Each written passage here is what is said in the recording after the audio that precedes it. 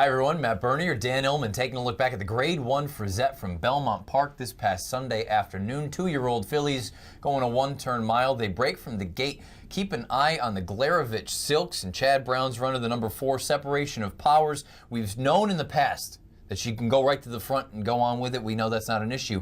I like the fact that she's shown that she can sit a little bit. I also like what Jose Ortiz does and says, you know what, we're getting her out into the clear. She shows some agility. Matt, you're absolutely right. That was the winning move in the race, and it's going to happen right about here. Because right now, Perfect Miss is sitting in the perfect 3-wide tracking spot.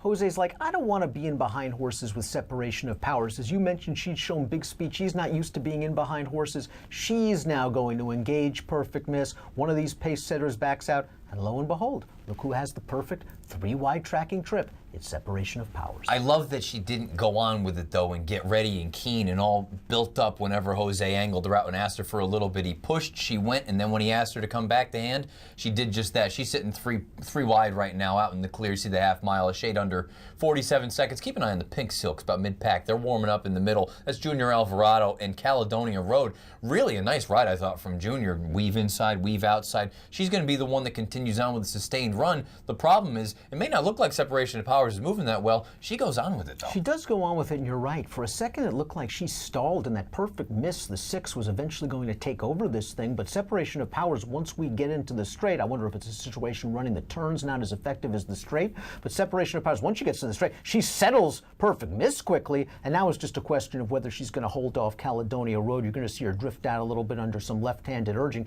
but she wins comfortably enough.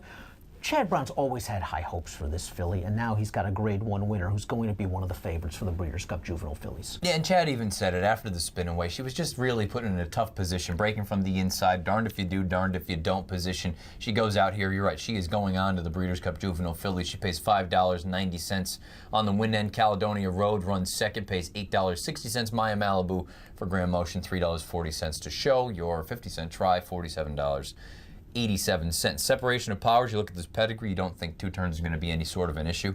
Candy Ride on top, an Empire Maker mare on the bottom.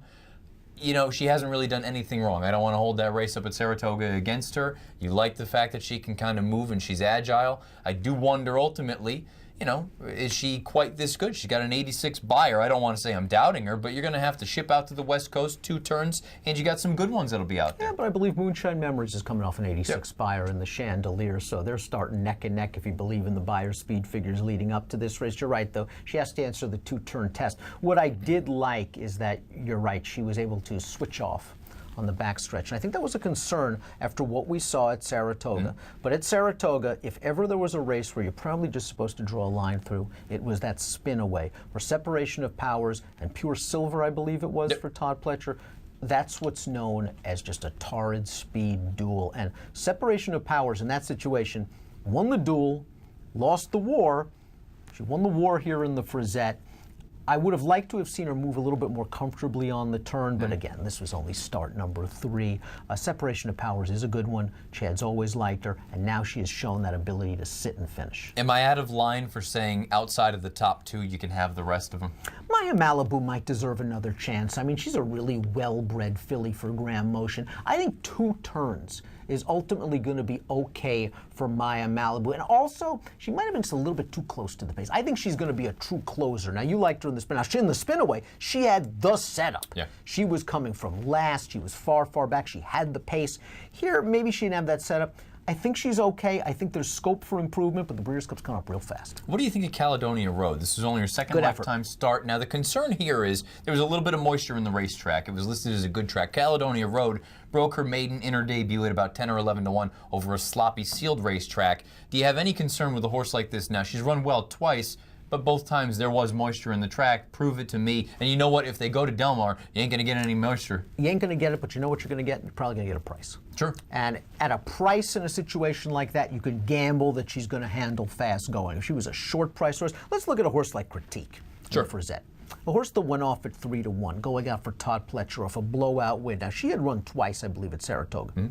Both starts in off-the-turf races. I believe a little bit of moisture in the track there as well. You were actually going to take a short price on her in a race like this. to prove it on fast going. Right. Caledonia Road will be double or more of that price in the Breeders' Cup. You can take that gamble on her. I like the agility she showed with that mid-race move, and she kept on going in the stretch. She can build on this performance. Separation of powers, though. She has stamped herself as a major player as far as the Breeders' Cup Juvenile Fillies is concerned for Chad Brown and company. She earns an 86 buyer, winning the Frizette.